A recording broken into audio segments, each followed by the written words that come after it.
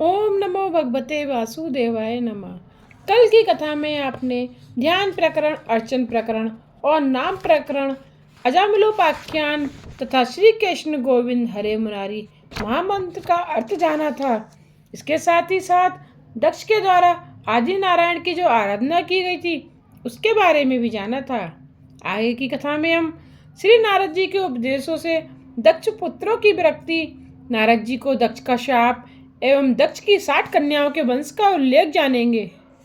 जब दक्ष के सभी पुत्र प्रवृत्ति मार्ग की ओर से भ्रष्ट हो गए तो उन्होंने 10,000 पुत्र और उत्पन्न किए। वे भी नारद जी के उपदेश से निवृत्ति परायण हो गए।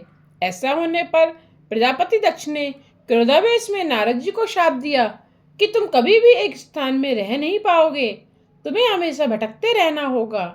नारद जी ने दक्ष के शाप को स्वीकार किया और दक्ष से कहा, मैं तुम्हें शाप के बदले में वरदान देता हूँ कि तुम्हारे घर में बहुत सी पुत्रियां उत्पन्न होंगी, अतः संन्यास उन्हें देने का प्रश्न ही नहीं रहेगा। नारद जी ने दक्ष को आशीर्वाद दिया। जो शाप का बदला आशीर्वाद से दे वही संत है। सहनशीलता का निर्वाह ही साधुता है। उनके मन में राग द्वेष कभी उत्पन्न नहीं होते। ब्रह्मा ने सभी इंद्रियां बहिर्मुख बताई हैं। ये इंद्रियां जब अंतर्मुख हो जाती हैं तभी आनंद की प्राप्ति होती है और तभी जीव और शिव का मिलन भी होता है। जब तक ब्रह्म द्वार बंद नहीं करोगे तब तक अंतस के द्वार नहीं खुल पाएंगे। सुखदेव जी वर्णन करते हैं, राजन, फिर आगे चलकर दक्ष के घर 60 कन्याओं का जन्म हुआ। इनमें से अदिति के घर 12 संतानें उत्पन्न हुई और इनमें से एक का नाम था त्वष्टा। इस प्रजापति त्वष्टा के पुत्र उत्पन्न हुआ विश्वरूप। एक दिन जब इंद्र सिंहासन पर बैठे हुए थे तो वहां बृहस्पति आए। अपने और सारे देवों के गुरु बृहस्पति का आगमन हुआ, फिर भी इंद्र ने आसन से उठकर उनका स्वागत नहीं किया। बृहस्पति मान को अपेक्षा रखते हैं, धन कोई नहीं। ऐसे अपमान के कारण बृहस्पति ने देवों का त्याग किया और इंद्र को शाप दिया कि तू दरिद्र होगा। संपत्ति के मद में सुधबुद्ध और ज्ञानभान भूला हुआ व्यक्ति दरिद्र होने पर ही सयाना होता है। दैत्यों ने तो इसे शुभ प्रसंग माना और देवों के साथ युद्ध शुरू कर दिया। उन्होंने स्वर्ग जीत लिया। पराजित देवगण ब्रह्मा के पास पहुंचे। ब्रह्मा ने देवताओं को कड़ा उलाहना दिया क्योंकि वह पराजय तो उस ऋषि के अपमान का ही फल था। उन्होंने ऋषि ब्राह्मणों की सेवा करने का आदेश देते हुए कहा, किसी ब्रह्मनिष्ठ ब्राह्मण को गुरु मानकर उसे बृहस्पति का आसन दो। देवों ने पूछा, ऐसा ब्रह्मनिष्ठ ब्राह्मण कौन है? ब्रह्मा ने कहा, प्रजापति त्वष्टा का पुत्र विश्वरूप ब्रह्मनिष्ठ है। विश्व यानी जगत, विश्व यानी विष्णु भगवान। विश्व के प्रत्येक पदार्थ में जो विष्णु का दर्शन करे वही विश्वरूप है। जिस प्रकार सुनार की दृष्टि में आकार का नहीं स्वर्ण का महत्व ही अधिक है, इसी भांति ज्ञानी पुरुष ब्रह्माकार को महत्व नहीं देते। आकार में से ही विकार उत्पन्न होता है। विश्वरूप सभी जड़ चेतन में ईश्वर की झलक देखता था। शत्रु को भी शत्रु भाव से नहीं ईश्वर भाव से देखो। सभी के प्रति सद्भाव रखना कठिन है। मार्ग में किसी सौभाग्यवती नारी का दर्शन होने पर तो लक्ष्मी जी की भावना मन में उत्पन्न हो जाएगी, किंतु विधवा मिल जाए तो झुंझलाहट से आंखें फेर लेते हैं। वे यूं नहीं सोचते हैं कि विधवा भी तो गंगा के समान पवित्र है। विश्वरूप ब्रह्मा ज्ञानी तो था ही, ब्रह्मनिष्ठ भी था। ब्रह्मा दृष्टा की ही ब्रह्मोपदेश कर सकता है। इसी ब्रह्मरूप के सहारे देवों ने दैत्यों का पराभव किया। दैत्य कौन है? काम, क्रोध आदि ही दैत्य हैं। ब्रह्मा के आदेश से देवगण विश्वरूप के पास गए। उन्होंने देवों को नारायण कवच प्रदान किया। इसी के सहारे देवों को अपना राज्य फिर प्राप्त हो गया जो उन्होंने बृहस्पति का अपमान करके गंवाया था। नारायण कवच से समर्थ होकर इंद्र ने असुरों की सेना को पराजित कर दिया। योद्धा संग्राम में जाते हुए लोहे का कवच धारण करता है। इसी प्रकार नारायण कवच मंत्रात्मक बख्तर है। इस मंत्र का जप करने वाले को चाहिए कि पहले अंग न्यास करे, कर न्यास करे। शरीर के प्रत्येक अंगों का न्यास करके इस मंत्र का जप करना है जो नारायण कवच कहलाता है। जल के अंदर रहने वाले जलचर जंतुओं से और वरुण के पास से मत्स्य मूर्ति भगवान मेरी रक्षा करें। माया से ब्रह्मचारी रूप धारण करने वाले वामन प्रभु भूमि पर भी मेरी रक्षा करें। आकाश में विश्वरूप त्रिविक्रम प्रभु मेरी रक्षा करें। यह बात निश्चित रूप से सत्य है। इस कारण से सर्वज्ञ सर्वव्यापक भगवान श्री हरि सदा सर्वत्र सर्व स्वरूपों से हमारी रक्षा करें। नारायण कवच का यह अंतिम श्लोक महत्वपूर्ण है, याद रखने योग्य है। डर लगने पर मनोदेग के समय इसका पाठ करो। मेरे एक ही भगवान अनेक स्वरूप धारण करके क्रीड़ा कर रहे हैं। स्वप्न में एक में से अनेक की उत्पत्ति होती है। स्वप्न का साक्षी कल्पित होता है। जागृत अवस्था में जो कुछ भी दिखाई देता है वह सब एक में से ही निष्पन्न हुआ है। जब तुम ऐसा मानोगे कि सारा जगत ईश्वर रूप है, तभी तुम निर्भय हो सकोगे। नारायण कवच का आश्रय लेकर देवों ने दैत्यों का नाश किया और स्वर्ग का राज्य फिर से प्राप्त कर लिया। विश्वरूप का मातृगृह दैत्य कुल में था। वे सभी में ब्रह्मनिष्ठा रखते थे। राक्षस में भी वे ईश्वर के स्वरूप का साक्षात्कार करते थे। उनका अवैध भाव सिद्ध हो गया था, अतः वे यज्ञ में दैत्यों की भी आहुति देते थे। सभी में मैं है, इस मैं को व्यापक बनाओ। मैं को संकुचित करोगे तो दुखी होोगे। विश्वरूप की ब्रह्मनिष्ठा इतनी तो सिद्ध हुई थी कि वे राक्षस में भी पर ब्रह्मा का दर्शन कर लेते थे। उनका मातृगृह असुर कुल में होने के कारण विश्वरूप चोरी छुपे असुरों को यज्ञ भाग देते थे। इंद्र की यह बात उचित नहीं लगी। इससे इंद्रादि देवों की ब्रह्मा भावना सिद्ध न हुई। दैत्यों को यज्ञ भाग देने के लिए मना करने पर भी गुरु मानते नहीं थे। अतः उन्होंने विश्वरूप का अर्थात इंद्र का मस्तक काट दिया। यह समाचार सुनकर प्रजापति त्वष्टा को बड़ा दुख हुआ। उन्होंने संकल्प किया कि मैं ऐसा यज्ञ करूंगा जिससे इंद्र को मारने वाला पुत्र प्राप्त हो। सकाम कर्मों में थोड़ी सी क्षति होने पर भी विपरीत फल मिलता है। परमात्मा को प्रसन्न करने की इच्छा से कर्म करो। कोई भी काम करते हुए ऐसी इच्छा मत करो कि जगत मेरी प्रशंसा करेगा। जगत ने तो श्री रामचंद्र जी की भी निंदा की थी। लोक कल्याण के हेतु से भी प्रभु राम ने मानव शरीर धारण किया था। कई प्रकार के दुख सहन किए थे, फिर भी जनता ने उनकी कदर न की। तुम ऐसा ही निश्चय करो कि मेरे भगवान को जो कुछ भाता है वही मुझे करना है। सकाम कर्म में हुई थोड़ी सी भी क्षति अनर्थककारी होती है। निष्काम कर्म में क्षति क्षम्य है, पर सकाम कर्म में थोड़ी सी भी क्षति अक्षम्य होती है। यज्ञ मंत्र से कोई ऐसी क्षति हो गई कि इंद्र की हत्या करने वाले पुत्र के बदले इंद्र के हाथों से ही मारा जाने वाला पुत्र उत्पन्न हुआ। इस मंत्र को बोलते समय ऋषियों ने इंद्र शब्द को उद्धात कर दिया और शत्रु शब्द का अनुदात कर दिया। ऐसा होने से शब्दार्थ में परिवर्तन हो गया और परिणामतः इंद्र घातक पुत्र की उपेक्षा इंद्र द्वारा मरने वाला पुत्र उत्पन्न हो गया। यही कारण है कि वेद मंत्र का अधिकार सभी को नहीं दिया गया है। मंत्रोच्चारण या मंत्र पाठ में क्षति होने पर अनर्थ हो जाता है। केवल सात्विक विद्वान ब्राह्मण ही वेद का शुद्ध पाठ कर सकता है। भागवत में कर्म की निंदा की गई है। भागवत शास्त्र में केवल भक्ति की ही महिमा हो और कर्म को गौण माना गया हो, ऐसी बात नहीं है। हाँ, सकाम कर्म को गौण माना गया है। कर्म करते समय एक ही उद्देश्य होना चाहिए, वह यह कि ठाकुर जी को प्रसन्न करना है। यज्ञ कुंड में से वृत्तासुर उत्पन्न हुआ। वह देवों को सताने लगा। देवों के सभी अस्त्र शस्त्र प्रभावहीन सिद्ध हुए। घबराहट के मारे देव परमात्मा की शरण में गए और परमात्मा से प्रार्थना करने लगे।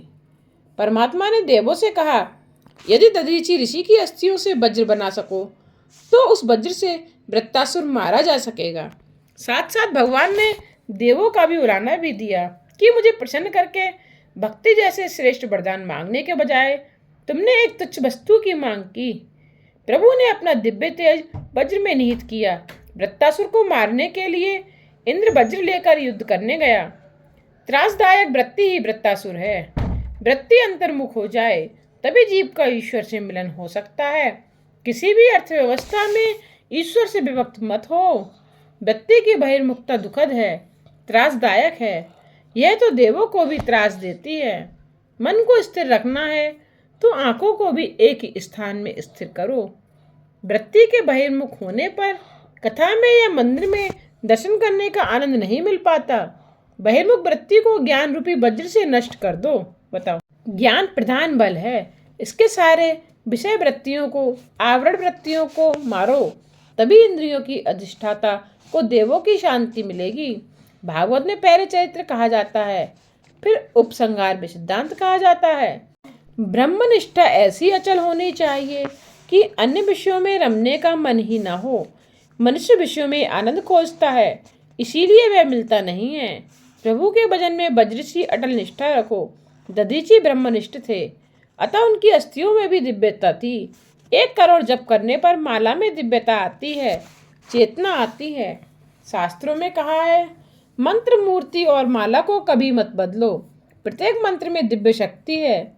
जो भी मंत्र प्राप्त हुआ हो उसमें दृढ़ निष्ठा रखकर जप करो। मूर्ति भी कभी मत बदलो। जिस स्वरूप में रुचि हो उसमें पूर्णता निष्ठा रखो, उसी में से प्रभु प्रकटेंगे। वज्र धारण करके इंद्र वृत्तासुर से युद्ध करने गया। दोनों में भयंकर युद्ध हुआ। वृत्तासुर पुष्टि भक्ति अर्थात अनुग्रह है। इंद्र के हाथों में वज्र है जिसमें नारायण है, किंतु इंद्र को नहीं दिखाई देते। वृत्तासुर को दिखाई देते हैं क्योंकि वह पुष्टि भक्त है। वह इंद्र से कहता है, इंद्र तुम मुझ पर ब्रज का प्रहार शीघ्र करो, चाहे तुम्हारी जीत हो, किंतु तुम्हारी अपेक्षा मुझ पर ही भगवान की कृपा अधिक है। लौकिक सुखों की प्राप्ति का प्रयत्न हो जाए तो मान लो कि ठाकुर जी ने कृपा की है। परमेश्वर जिस किसी जीव पर अधिक कृपा करते हैं उसे लौकिक सुख अधिक नहीं देते। लौकिक सुख मिलने पर जीव ईश्वर से विमुख हो जाता है। श्री कृष्ण का नाम स्मरण लौकिक सुखों की प्राप्ति के लिए कभी मत करो। लौकिक सुख में विघ्न उपस्थित होने पर ही समझ लो कि मुझे प्रभु अलौकिक सुख देने जा रहे हैं। जिस जीव पर प्रभु की कृपा विशेष होती है उसको लौकिक सुख प्राप्ति का प्रयत्न भगवान सफल नहीं होने देते। जिस जीव पर वे साधारण कृपा करते हैं उसे सुख देते हैं। वृत्तासुर ने इंद्र से कहा, इंद्र जीत तो तुम्हारी ही होनी है और स्वर्ग का राज्य भी तुम्हें ही मिलेगा, किंतु मैं तो अपने ठाकुर जी के उस धाम जाऊंगा जहाँ से मेरा पतन कभी ना होगा। तुम्हारा स्वर्ग में पतन हो सकता है किंतु मेरा नहीं। भले ही मुझे लौकिक सुख न मिल सके किंतु मैं तो प्रभु के धाम में जाऊंगा। वृत्तासुर श्री हरि की स्तुति करने लगा। इस स्तुति की वैष्णव ग्रंथों ने भी बड़ी प्रशंसा की है। इस स्तुति के तीसरे श्लोक को कई महात्माओं ने अपना प्रिय श्लोक भी माना है। प्रभु आप मुझ पर ऐसी कृपा करें कि जिससे आपके चरण कमलों के सेवकों की अनन्य भाव से सेवा करने के अवसर मुझे अगले जन्म में भी प्राप्त हो सकें। प्राण वल्लभ मेरा मन आपके मंगलमय गुणों का स्मरण करता रहे, मेरी वाणी आपका गुणगान करती रहे, मेरा शरीर आपकी सेवा में संलग्न रहे। हे भगवान आपको छोड़कर तो मुझे स्वर्ग, ब्रह्मलोक, भूमंडल, रसातल, योग सिद्धि और यहाँ तक कि मोक्ष की भी इच्छा नहीं है। मैं इन सब का मैं क्या करूं? आपको छोड़कर मुझे कहीं भी नहीं जाना चाहिए। हे कमल नयन आपके दर्शन के लिए मेरा मन उसी प्रकार व्याकुल है कि जिस प्रकार पंख के बिना पक्षी के बच्चे अपनी माता की राह ताकते हैं या भूखे बछड़े दूध पीने के लिए अपनी गौ माता की प्रतीक्षा करते हैं या गृहिणी पत्नी अपने परदेशवासी पति से मिलने के लिए उत्कंठित रहती है। प्रभु मुझे मुक्ति की इच्छा नहीं है। अपने कर्मों के फलस्वरूप मुझे जन्म मृत्यु के चक्र में बार बार फंसना पड़े तो उसकी भी मुझे परवाह नहीं है, किंतु मैं जहाँ जाऊँ, जिस किसी भी योनि में जन्मूँ, वहाँ मुझे भगवान के प्रिय भक्तजनों की मैत्री मिलती रहे। भगवान मैं मात्र इतना ही चाहता हूँ कि आपकी माया के कारण शरीर, घर, स्त्री पुत्र आदि में आसक्त मनुष्यों से कहीं भी किसी भी प्रकार का मेरा संबंध ना होने पाए। दीन होकर शरण में जाने पर जीव को प्रभु अपनाते हैं। वृत्तासुर कितना दीन था। वह कहता है कि मैं भगवान की सेवा करने के लिए तो अपात्र हूँ, अतः भगवान के दासों के दास की सेवा करूँगा। मैं भगवान के सेवक वैष्णवों की सेवा करूँगा। मैंने सभी इंद्रियों को भक्ति रस का दान किया। मेरी वाणी कृष्ण कीर्तन करे, मेरे कान आपकी कथा सुने। वैराग्य बिना भक्ति दृढ़ नहीं हो पाती। भक्ति भोग के लिए मत करो, भक्ति तो भगवान के लिए ही की जाती है। दूसरा श्लोक वैराग्य का है। वृत्तासुर भक्ति द्वारा इंद्र का राज्य मोक्ष पाने की अभिलाषा नहीं करता। भगवान ने वृत्तासुर से पूछा कि वैष्णवों की सेवा करके तुझे कुछ मांगना है क्या? तो उसने उत्तर दिया कि मुझे स्वर्ग तो क्या, ब्रह्मलोक के राज्य की भी इच्छा नहीं है। भोग भक्ति में बाधक है। आजकल तो शिक्षा ही ऐसी दी जा रही है कि जिससे विषय वासना बढ़ती जा रही है और विषय वासना बढ़ने के कारण जीवन भी बिगड़ता जा रहा है। वृत्तासुर कहता है कि मेरी तो कोई इच्छा नहीं है, मैं तो आपकी सेवा करना चाहता हूँ, आपके ही उपयोग में आना चाहता हूँ। पहले श्लोक में वृत्तासुर की शरणागति है और दूसरे श्लोक में उसका वैराग्य प्रकट होता है। ज्ञानी शरणागति के 3 भेद मानते हैं। नाथ मैं आपका हूँ, परमात्मा द्वारा अपनाए जाने पर जीव मानता है कि ठाकुर जी मेरे हैं, भगवान मेरे हैं। ऐसे भाव के उदय होने पर अनुभव होता है कि जगत में अब और कुछ भी नहीं है। ज्ञान और वैराग्य के बढ़ने पर सब कुछ भगवान में ही लगता है, मेरापन चला जाता है, अहम ब्रह्मास्म की प्रतीति होने लगती है। जगत में उसके लिए भगवान के सिवा और कुछ भी नहीं रह जाता। मैं नहीं रह पाता, वह मैं ईश्वर में विलीन हो जाता है। वैष्णव के बिना शरणागति दृढ़ नहीं हो सकती। तीसरे श्लोक में प्रार्थना की गई है कि हे प्रभु, आपके दर्शन के हेतु मुझे आतुर बनाए। परमात्मा पूर्ण प्रेम मांगते हैं पर जीव उन्हें पूर्ण प्रेम नहीं देता, अतः उनको वह भाता नहीं है। जीव अपना प्रेम देता है स्त्री पुत्र आदि को। अतः वृत्तासुर कहता है कि मेरी तो एक ही इच्छा है कि आपके दर्शनों के लिए मैं आतुर बनूं। चौथे श्लोक में वृत्तासुर ने सत्संग की अभिलाषा व्यक्त की है। वह कहता है कि यदि पूर्वजन्म मिलना ही है तो हे प्रभु, आप मुझे वैष्णव के घर की गाय ही बनाएं। यदि मेरा दूध प्रभु के उपयोग में आने वाला हो तो मैं पशु भी बनने के लिए तैयार हूँ। पशु शरीर में भी मुझे सत्संग ही मिले। वृत्तासुर ने तो ऐसी स्तुति की कि इंद्रासन भी डोलने लगा। भक्ति भगवान को परतंत्र बना देती है, अर्थात भक्ति भगवान को भक्त के बस में कर देती है। अतः भगवान मुक्ति तो देते हैं, भक्ति नहीं।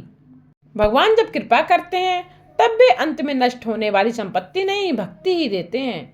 भगवान मुक्ति तो शीघ्र दे देते हैं, भक्ति नहीं, क्योंकि यदि भगवान भक्ति दे दें तो उन्हें भक्त का सेवक भी बनना पड़ जाता है। भक्ति स्वतंत्र परमात्मा को प्रेम के बंधन से बांध देती है। स्तुति के समाप्त होने पर इंद्र ने वृत्तासुर का वध किया। वृत्तासुर के शरीर में से निकला हुआ तेज भगवत शरीर में विलीन हो गया। भगवान ने वृत्तासुर का उद्धार किया। छठे स्कंद में पुष्टि लीला का वर्णन है। भगवान ने वृत्तासुर को पुष्टि भक्ति प्रदान की, अर्थात उस पर कृपा की। परीक्षित ने पूछा, ऐसा महान भक्त होने पर भी वृत्तासुर को राक्षस योनि में क्यों जन्म लेना पड़ा? उसे ऐसी तीव्र हरिभक्ति कैसे प्राप्त हुई? उसका पूर्व वृत्तांत क्या है? सुखदेव जी वर्णन करते हैं, राजन सुनो। वृत्तासुर अपने पूर्व जन्म में चित्रकेतु नामक राजा था। उसकी रानी का नाम था कृद्धुति। उसके संतान नहीं थी। यह शब्दार्थ नहीं, लक्ष्यार्थ से काम लेना चाहिए। जो चित्र विचित्र कल्पनाएं किया करता है वही चित्रकेतु है। बुद्धि ही कृद्धुति है। मन अनेक विषयों का विचार करता है, उसी विषयाकार स्थिति में चित्रकेतु का जन्म होता है। मन में जमे हुए बाहर के चित्र ही भजन में विघ्नकर्ता हो जाते हैं। एक बार राजा चित्रकेतु घर अंगिरा ऋषि पर आते। राजा ने उनसे पुत्र मांगा। अंगिरा ऋषि ने राजा से कहा, पुत्र के माता पिता को भी शांति कहाँ है? तेरी कोई संतान नहीं है, यही अच्छा है। राजा के मन में संसार के कई चित्र जम गए थे, अतः उसने दुराग्रह किया। ऋषि की कृपा से उसके घर पुत्र का जन्म हुआ। राजा की और भी पत्नियां थीं। ईर्ष्यावश किसी भी माता ने उस बालक को विष दे दिया, अतः उसकी मृत्यु हो गई। यह देखकर चित्रकेतु और कृद्धुति रोने लगा। ऐसे शोक के समय वह अंगिरा ऋषि के साथ नारद जी आए। पुत्र की मृत्यु पर राजा रानी को विलाप करते देखकर नारद जी ने उन्हें उपदेश दिया कि अब पुत्र के लिए रोना व्यर्थ है, अतः तुम अपने लिए आंसू बहाओ। वह पुत्र जहाँ गया है वहां से वापस नहीं आएगा। पुत्र 4 प्रकार के बताए गए हैं: शत्रु पुत्र, ऋणानुबंधी, उदासीन और सेवक। शत्रु पुत्र पूर्व जन्म का कोई बैरी ही संतान के लिए पुत्र रूप में आता है। ऋणानुबंधी पूर्व जन्म का ऋणदाता अपना बकाया वसूल करने के लिए पुत्र रूप में आता है। उदासीन पुत्र जब तक वह अविवाहित होता है तब तक वह माता पिता के साथ रहता है। माता पिता से ना तो कुछ लेता है और ना ही कुछ देता है। ऐसा पुत्र विवाहित होने पर माता पिता से पृथक हो जाता है। माता पिता की यही इच्छा रहती है कि पुत्र का विवाह होने पर उसके 4 हाथ होंगे और वह उनकी सेवा करेगा, पर यह सोचते समय वह यह भूल जाता है कि 4 हाथ होने के साथ साथ 4 पग भी तो हो जाते हैं। विवाह के बाद मनुष्य अधिकतर पशुवत जीवन ही जीता है। सेवक पुत्र पूर्व जन्म में किसी ने सेवा पाई होगी, अतः वह इस जन्म में सेवा करने हेतु पुत्र रूप से सेवा करता है। हम किसी की सेवा न करें पर दूसरे लोग हमारी सेवा अवश्य करें, ऐसी आशा करना निरर्थक है। स्कंद पुराण में पुंडलिक का चरित्र है। पुत्र को माता पिता की सेवा किस प्रकार करनी चाहिए, इसका यह उत्तम दृष्टांत है। पुंडलिक के दर्शन के लिए भगवान स्वयं पधारे थे। वह भगवान के दर्शन करने के लिए नहीं गया था। पुंडलिक माता पिता की हमेशा सेवा करता था। वह माता पिता को ही सर्वस्व मानता था।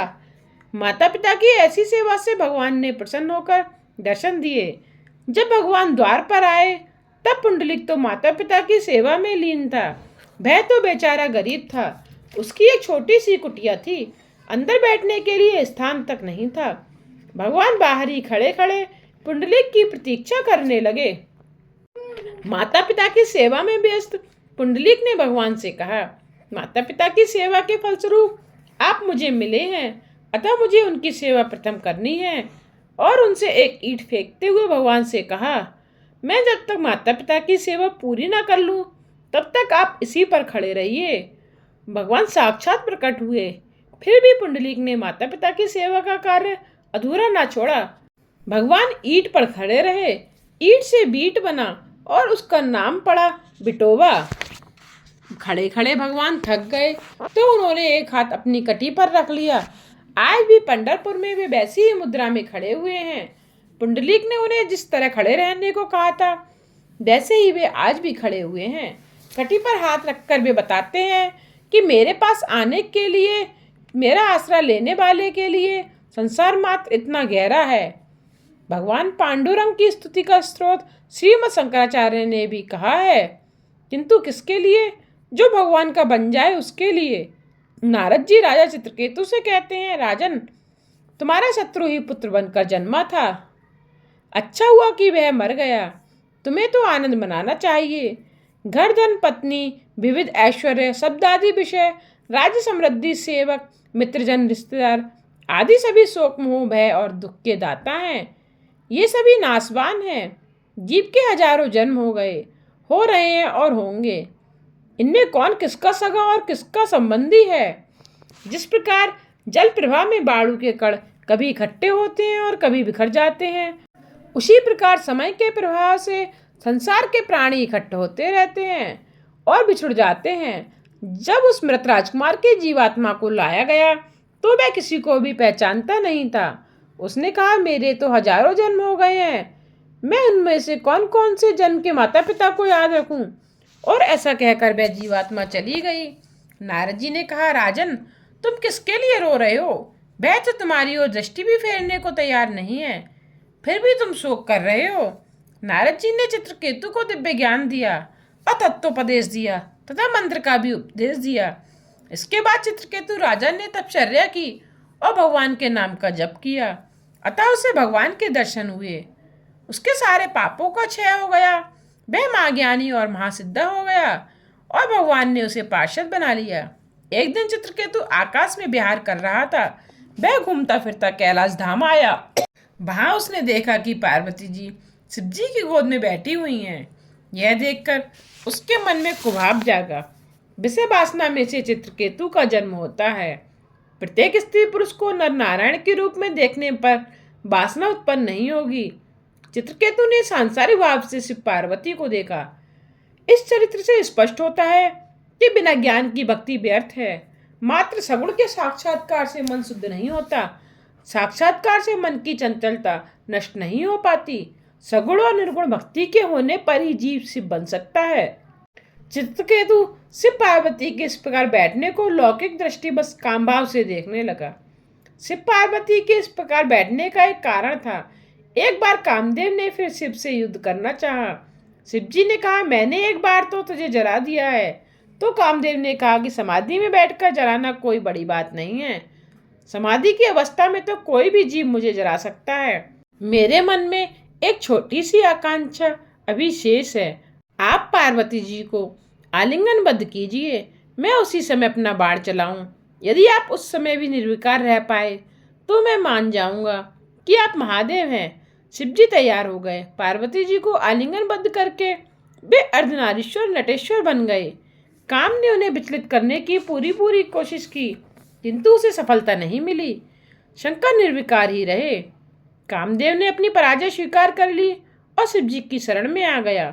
चित्रकेतु उन सारी बातों से अनजान था, अतः वह शिव जी की निंदा करते हुए बोला, भरी सभा में ये अपनी पति को आलिंगन में लेकर गोद में बिठाकर बैठे हैं, इन्हें कोई लाज भी नहीं आती है क्या? शिव पार्वती तो निर्विकारी थे, किंतु उन्हें देखने वालों की आंखों में विकार था। किसी को लौकिक भाव से देखोगे तो मन में विकार उत्पन्न होगा और विकृत चित्र मन में उभरेंगे। इस प्रकार लौकिक भाव से देखने के कारण चित्रकेतु का पतन हुआ। उसकी निंदा से शिव जी को तो कुछ बुरा न लगा। जिसके सिर पर गंगा ज्ञान गंगा हो उसे निंदा रस प्रभावित नहीं कर सकता, किंतु पार्वती के लिए यह बात असह्य थी। उन्होंने चित्रकेतु को शाप दिया, उद्धत तेरा अब असुरी योनि में जन्म होगा। चित्रकेतु पार्वती माता से क्षमा याचना करने लगा तो देवी ने कहा, दूसरे जन्म में तुझे अनन्य भक्ति प्राप्त होगी और तेरा उद्धार होगा। पार्वती के शाप के कारण चित्रकेतु का वृत्तासुर के रूप में जन्म हुआ। मन चित्रकेतु यदि शुभ कल्पना करे तो अंत में सुखी हो सकता है और दुष्ट कल्पना करने पर दुखी होता है। नारद जी और अंगिरा जैसे संतों के समागम से मन बुद्धि उदरगाती बनते हैं। मन में विषयों के चित्र न उभरे और सात्विक भाव जागे, इसके लिए लक्ष्मी नारायण का सतत पूजन करो। विष्णु सत्वगुण के अधिपति देव हैं। उनकी सेवा करने से मन में सात्विक भाव की जागृति होती है। विषयों के चित्र अंदर होते हैं, आंख मूंद कर बैठोगे तो वे बाहर आएंगे।